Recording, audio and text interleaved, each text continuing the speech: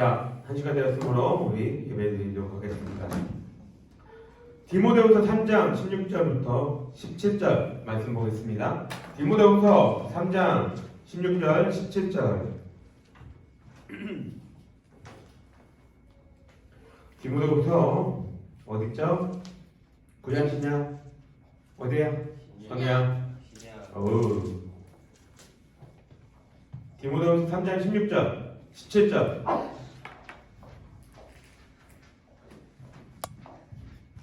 다 찾았나요? 네. 우리 한 목소리 한번 읽어봅시다. 큰 소리로 시작. 모든 성경은 하나님의 감동으로 된 것으로 교훈과 책망과 바르게 함과 그리고 교육하게 유익하니 이는 하나님의 사람으로 온전하게 하며 모든 선한 일을 행할 능력을 갖추게 하려 함이라. 아멘. 잘 읽었어요? 네. 뭐지 이 침묵은? 잘 지냈냐고. 아 그래, 시험을 끝나고 잘 지낼 리가 없겠지. 네. 그래도 끝났잖아요. 시험.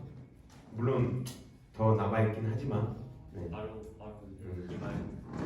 기모 언제 봐요? 7월달이요. 7월달? 아직 조금 남았구나. 6월달에 모의고사 봐요. 아 모의고사 그치. 이건 모의고사 가야지. 3월달 모의고사 혹시 봤어요? 한번 봤어요.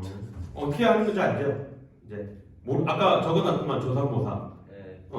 모르면 뭐? 2번? 모르면 3번? 알면 4번? 조금 모르면 3번, 아예 모르면 4번.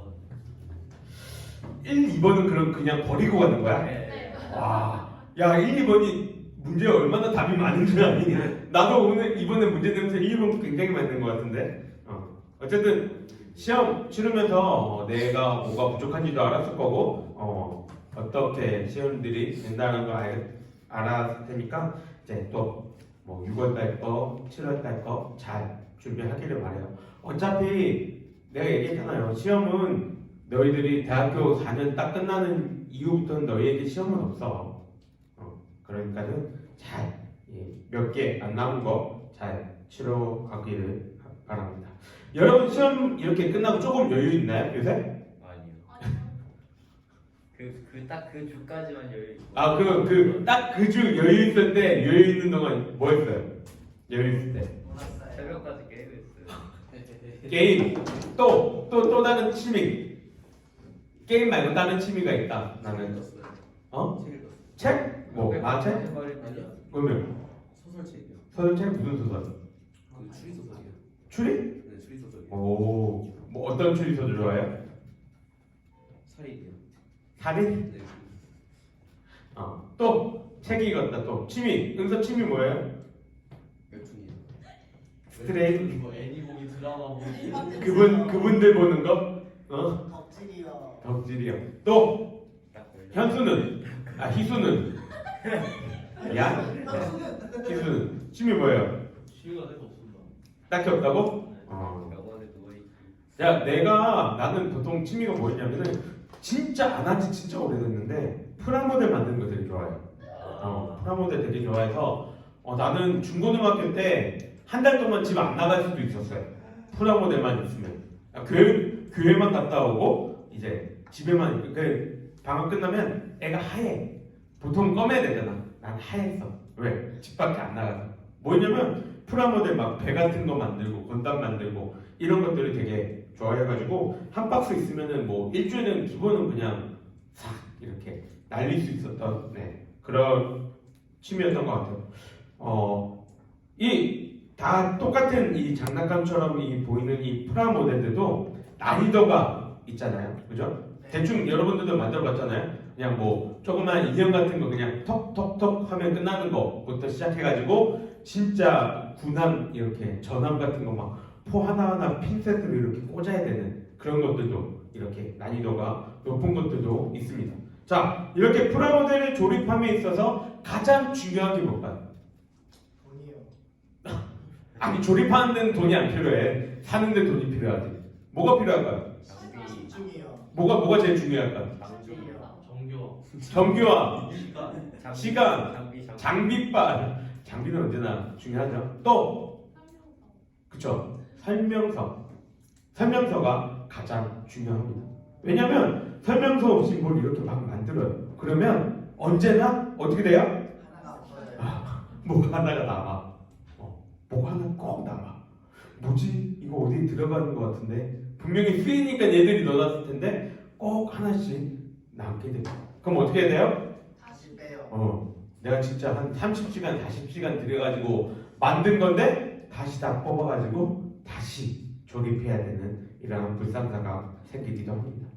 설명서는 이렇게 단지 프라모델뿐만 아니라 우리가 물건을 조립하거나 이렇게 사용하기 위해서는 굉장히 꼭 봐야 하는 중요한 물건이에요. 근데 설명서 친구들 잘 봐요? 아니요. 네. 잘 봐요? 안 봐요. 목사님은 이래 놓고 안 되면 뭐예요? 다시 찾아가죠. 내가 어디다 버렸다? 왜 안 되지? 이러면서 다시 찾아가서 이렇게 막 봅니다. 설명서 이렇게 굉장히 중요한 건데 우리가 살아가는 데 있어서도 이런 설명서들이 있다면 우리가 이럴 때는 이런 거, 저럴 때는 저런 거 이런 것들을 우리에게 얘기해 줄 때 우리에게 그거를 알려주는 설명서가 있다면 얼마나 좋을까요? 그죠? 많은 사람들이 특히나 자신이 성공했다고 이야기하는 사람들 그리고 공부를 많이 했다고 하는 사람들이 많은 책들을 써내고 그렇게 살아가라고 이렇게 막 권유하기도 합니다. 그래서 사람들이 그것들 많이 따라하면서 그들과 같이 되려고 노력도 많이 해요. 요새 이렇게 성공하는 삶을 따라가는 이 모습을 뭐라고 얘기해요? 서현쌤 뭐라고 얘기해요? 갓생. 갓생. 아니요. 여기가 더 몰라 왜? 여기가 더 젊은데 갓생 이라고 네 갓생이라고 얘기하죠. 네 뭐냐면은 모범적이게 살아가는 거예요. 내가 뭐 아침에 막 새벽 4시 반부터 일어나서 막 우리로 따지면 막 큐티하고 막 아침에 예배 드리고 막 이런 살아가는 남들이 봤을 때 모범적인 모습을 살아가는 모습을 갓생이라고 이야기를 한다고 합니다. 근데 우리가 그렇게 갓생을 사는 사람들의 모습을 따라가면 다 성공할 수 있어요? 아니요. 어때요? 그 사람들이 갓생의 루틴으로 살아가는 거를 나도 따라가면은 갓생으로 나도 살아갈 수 있나요? 나 맨날 보는 막 유튜버나 헬스 유튜버나 이런 애들 보면은 자기네들 하는 거보다 똑같이 하거든요? 근데 왜 나는 몸짱이 안 돼요? 그럴 수 있죠. 식단을 더 빡세게 해야 뭔가 다르기 때문에 네. 우리는 우리 스스로를 뭐라고 얘기해요? 나는 누구라고 얘기합니까? 이 교회 안에서 나에 대해서 뭐라고 소개해요? 나는 모르겠어요? 나는 기독교인, 나는 그리스도인이라고 보통 이야기를 합니다. 장난감을 만드는데도 이렇게 설명서가 필요한데 우리의 삶의 목적을 이렇게 따라가는데 우리는 무엇으로 그러면 우리의 삶의 목적, 이 설명서를 따라가야 할까요? 인간의 무지함을 아시는 하나님은 우리한테 이 목적을 알려주시기 위해서 우리에게 규칙을 정해주시고 그것들을 지켜 살아가라고 말씀하십니다. 그게 뭐예요? 여러분과 제가 가지고 있는 성경입니다. 성경을 보게 되면 하나님은 말씀도 하시고 꿈에도 나타나시고 환상으로 보여주시기도 하시고 막 천사를 보내시기도 하시고 다양한 방법들로 구약에서 보면은 자신의 백성들에게 이렇게 말씀을 들려주세요. 근데 지금은 이러한 방법을 사용하시기보다는 다른 방법들로 우리에게 말씀을 하십니다. 그 다른 방법은 뭐예요? 성경을 통해서 우리에게 말씀하세요. 그래서 우리는 이 성경을 하나님의 말씀이라고 믿고 받아들이며 이 책에 적힌 대로 살아가기를 원하고 있는 거예요. 오늘 본문을 보면 바울 사도는 성경의 목적과 성경의 기원에 대해서 이야기를 하는 것을 볼 수가 있습니다.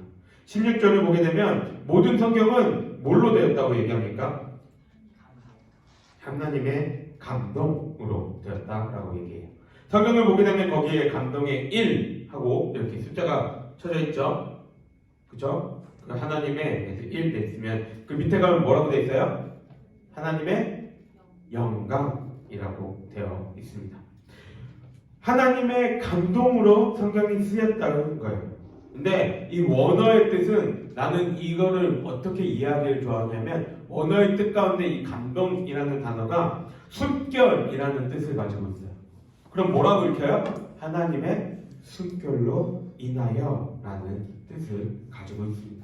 성경은 하나님이 사람들에게 지혜를 주시고 그 모든 지혜와 신앙들을 사용하셔서 기록하였다고 우리들은 믿습니다.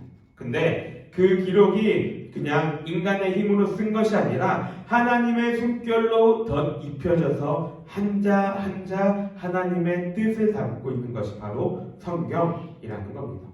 그래서 성경에는 우리 선생님들이나 제가 대학교 다닐 때 시험 칠 때 대답 쓸 거 없으면 못 써요? 편지 써요. 뭐라고 써요 편지에? 죄송합니다. 교수님 죄송합니다. 아니면 뭐 제가 이번 뭐 시험 준비를 하면서 코로나가 알았었는데요. 너무 목이 아프고 물도 못 삼키고 그래가지고 눈도 아프고 해서 책을 하나도 못 썼었습니다. 이런 주저리를 이렇게 씁니다. 그럼 교수님 그거 읽어볼까요? 네. 아 전혀 안 읽어봐요. 네, 교수님 절대 안 봅니다. 네. 그러면 이렇게 의미 없이 써나간 이런 것들이 성경에는 없다라는 겁니다. 게다가 예수님은 뭐라고 말씀하시냐면 마태복음에서 천지가 없어지기 전에 이 하나님의 말씀은 1.1획도 없어지지 않는다라고 말씀하십니다. 우리가 지금 보고 있는 이 한글 성경 말고 구약 시대에 성경 썼던 원어 히브리어를 보면 진짜 점 하나를 통해서 말이 바뀌어요. 그래서 1.1획이라는 것은 그걸 얘기하는 거예요.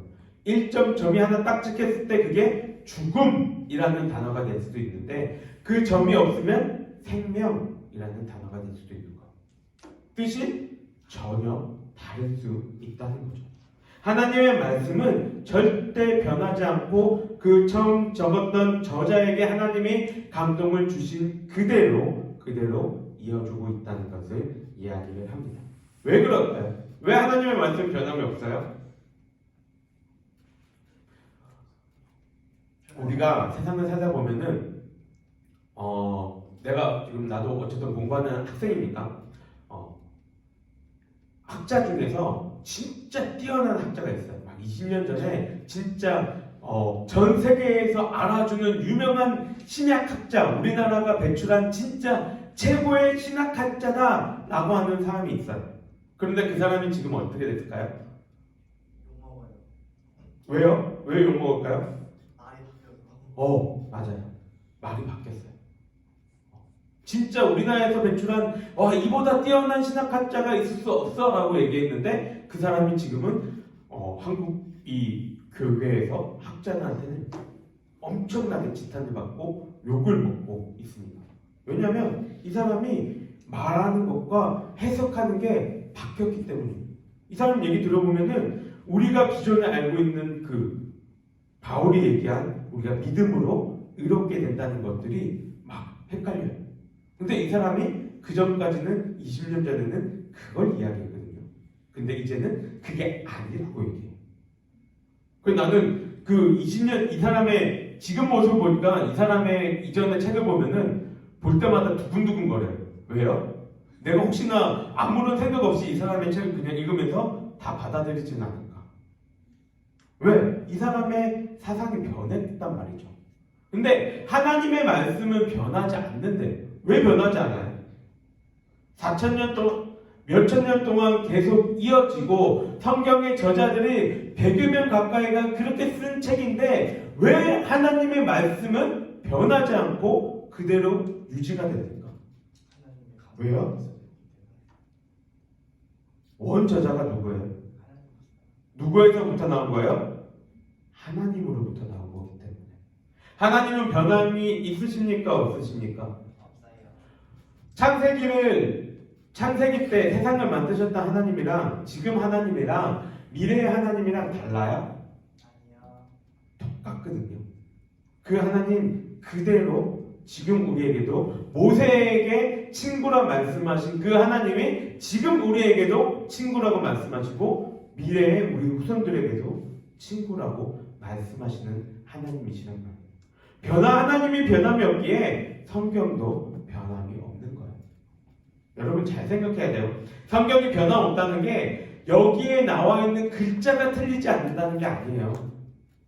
각 나라마다 다 틀려요. 중국만 틀리고 한국만 틀리고 일본만 틀려요. 이게 변함이 없다는 게 아니에요. 하나님이 우리에게 전해주신 게 변함이 없다는 거예요. 그래서 우리는 성경을 하나님의 말씀이라 믿고 그대로 살아가기를 원하는 거예요. 오늘 본문을 보게 되면 하나님이 이 성경을 그대로 바라보고 읽고 살아가야 하는 이유에 대해서도 이제 17절에 대해서 말씀을 하십니다. 이 성경이 우리에게 왜 이대로 살아가야 하는지에 대해서 얘기하는 이유가 뭐냐면 하나님의 사람으로 온전하게 하며 모든 선한 일을 행할 능력을 갖추게 한다라고 이야기를 합니다.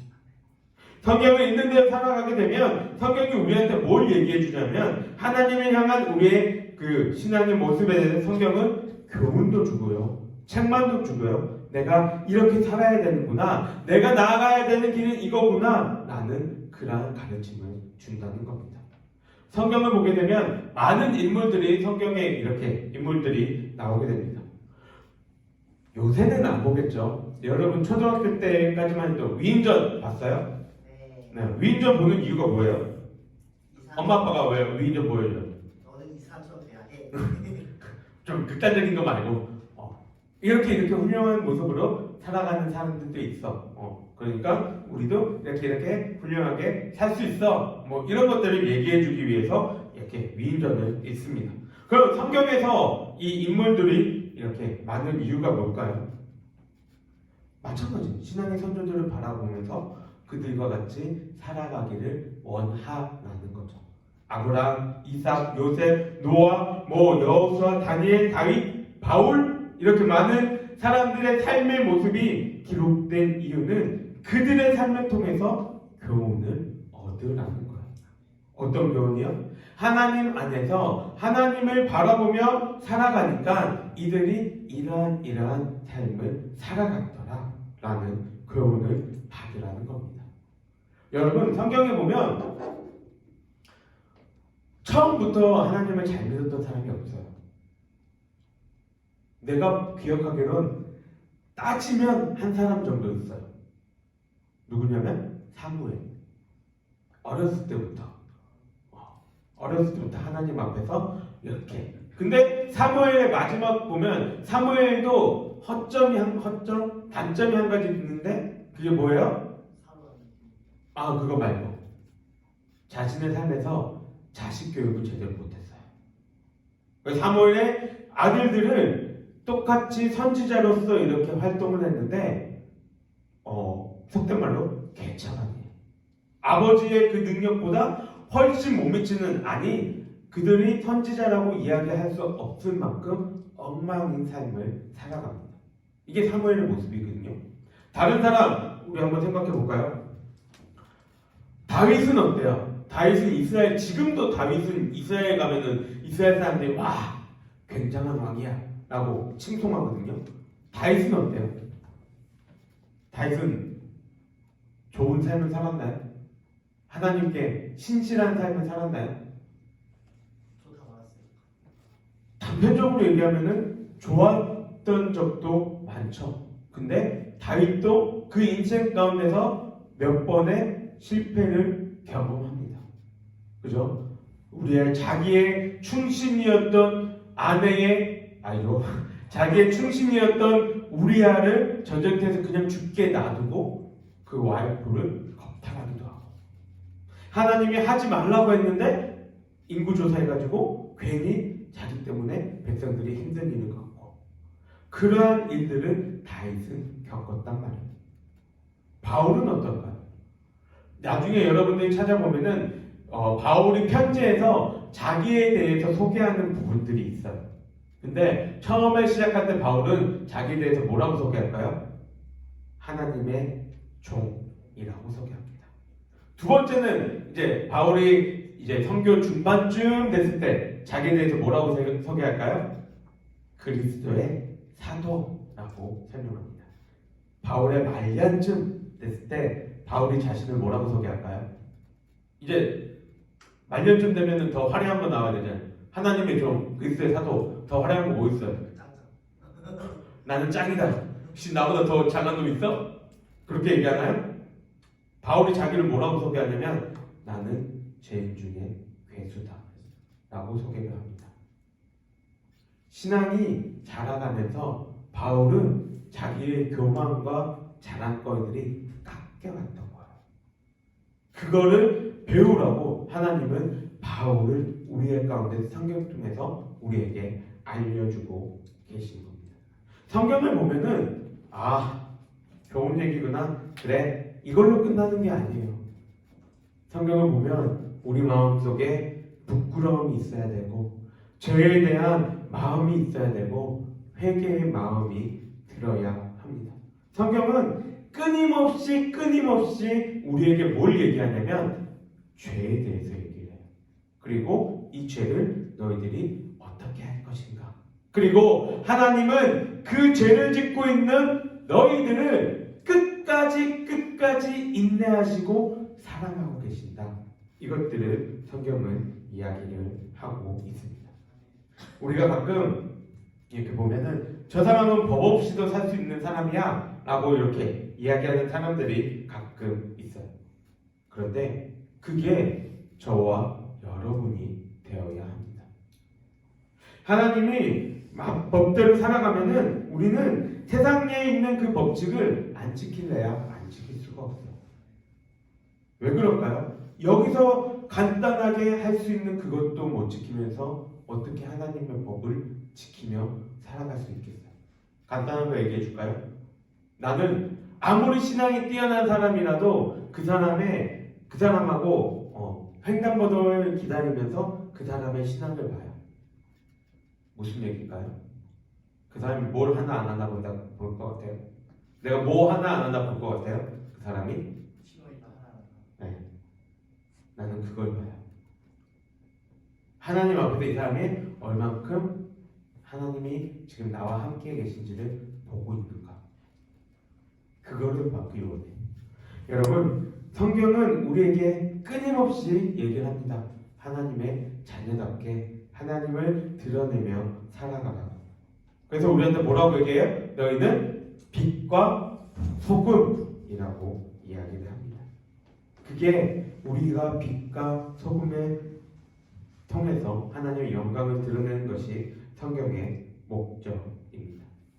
그러니까는 우리 친구들에게도 성경은 하나님이 우리에게 어떻게 하나님을 믿어야 하는지 교훈과 책망을 주고 또 하나님이 우리에게 요구하시는 것, 무엇을 요구하고 계신지 그것을 우리에게 이야기를 하고 있습니다. 성경은 무가치하고 악하기만 했던 죄인된 우리들을 어떻게 하면 온전하고 선한 일을 행할 수 있는 그런 능력을 갖춘 자로 우리를 살아가게 할 것인지 그것을 이야기를 해주고 있어요. 오늘 여러분들이 본과 대신에 본 이 퀴즈, 이거를 본 이유가 여기에 있습니다. 과연 여러분은 얼만큼 하나님의 말씀을 알고 있는지 그거를 보기 위해서 오늘 시험을 본 거예요. 내가 여러분들 이거 시험 봤다고 못 쳤다고 해가지고 나도 부르지 않아요. 나하고 너는 과외를 해야 되겠구나, 건우야. 너 나 좀 보자, 희수야. 이러지 않아요. 여기 선생님들 거도 있거든요. 나 선생님들 거도 봤는데 선생님들 나도 부르지 않아요. 다 같이 모인다요. 설교 시간에 얘기하겠죠. 내가 이걸 본 이유는 여러분들이 어느 정도 성경을 알고 있고 하나님에 대해서 알고 있는지를 내가 파악하고 이후에 어떻게 인도해 갈지를 생각하기 위해서 이 시험을 본 거예요. 그러니까 여러분들도 이 시험을 보고 성경을 얘기해 줄까요? 개인별로? 아니 각자 개인톡으로 해주면 되잖아. 뭐 여기다가 내가 공지할 건 아니야. 공지는 안 하지. 아니면은 평균 점수만 얘기해 줄까요? 다음 주에? 또 한 가지 의도는 여러분들이 내가 하나님을 믿는다고 하는데 내가 하나님을 아버지라고 얘기를 하는데 하나님에 대해서 성경에 대해서 이렇게 모르고 있구나 라는 걸 좀 깨달으라는 의도예요. 모르겠어요. 그 의도가 여러분들한테 잘 먹혔는지 잘 안 먹혔는지 모르겠으나 여러분들이 앞서 얘기한 것처럼 성경은 하나님을 믿는 자녀라면 잘 알아야 하고 이거를 내 말씀 내가 그대로 행하며 살아가려고 노력해야 합니다. 그게 성경에 쓰여진 목적이고 의미인 거예요. 이것을 잘 기억하면서 우리 친구들이 뭐 공부하는데 바쁘고 뭐 다 바쁘겠지만 그래도 자기의 시간을 쪼개서 하나님을 더욱더 바라볼 수 있는 하나님의 말씀인 성경을 좀 더 바라볼 수 있는 우리 친구들이 되기를 바랍니다. 우리 함께 기도하겠습니다. 사랑과 내가 충만하신 하나님 아버지 감사합니다. 오늘 우리 친구들이 함께 모여서 주의 말씀에 대해서 조금 더 생각해보고 주의 말씀을 의지하며 나아갑니다. 하나님 아버지 우리 아이들의 마음속에 생각 속에 하나님의 말씀이 새겨지게 하시고 이 아이들이 살아나가는 데에 그 삶의 기준들이 하나님의 말씀이 될 수 있기를 주님 함께하여 주시옵소서. 요한은 내게 복을 주시고 너를 지키시기를 원하며 요한은 그의 얼굴을 내게 비추사 은혜 베푸시기를 원하며 요한은 그의 얼굴을 내게로 향하여 드사 평강 주시기를 원하노라. 아멘. 네, 예배를 마쳤습니다. 수고하셨습니다.